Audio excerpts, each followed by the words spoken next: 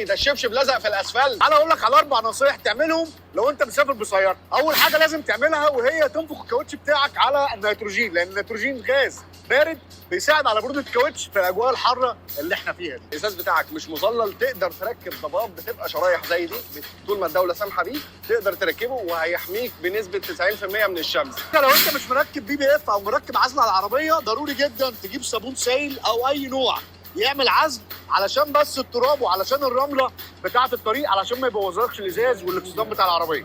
ولامانتك وسلامتك لازم تلتزم بسرعه الطريق. الفيديو ده بدايه القصيده كفر.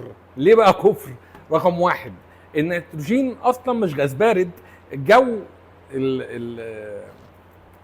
الهواء اللي احنا بنملاه الكاوتش اللي هو احنا عايشين فيه 71% نيتروجين و21% اكسجين، وهي دي المشكله بتاعه الهواء بتاع الكاوتش. الحراره لما بتعلى الاكسجين بيخرج من خلايا اطارات الكاوتش، فالنتيجه ان الكاوتش بيهدى او الضغط بتاعه بيقل. الهواء اصلا نيتروجين، فانت ما تقوليش النيتروجين غاز بارد. هو مش بارد، هو غاز السكنس بتاع الذره بتاعه تخين، فلما ما بيعديش من اطارات الكاوتش. رقم 2 اللي هو اللي بيتركب ده، الفاميل بيتركب ده عندنا في مصر هنا من 10 سنين.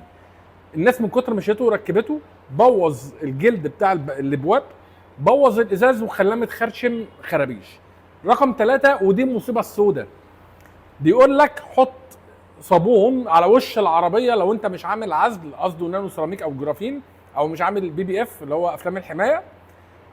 حط صابون علشان تحمي الصاج. تحميه من ايه؟ الطم. ده انت بتعمل مصيبه. انت انا بقالي 3 سنين بقول للناس ما تحطوش صابون وما تغسلوش بالصابون اصلا. تروح انت تقول لهم حطوا صابون على العربيه وامشوا بيه في الشمس. ده الراجل قبل ما يخلص مشواره هيكون الدهان راح، ما عادش في دهان في العربيه.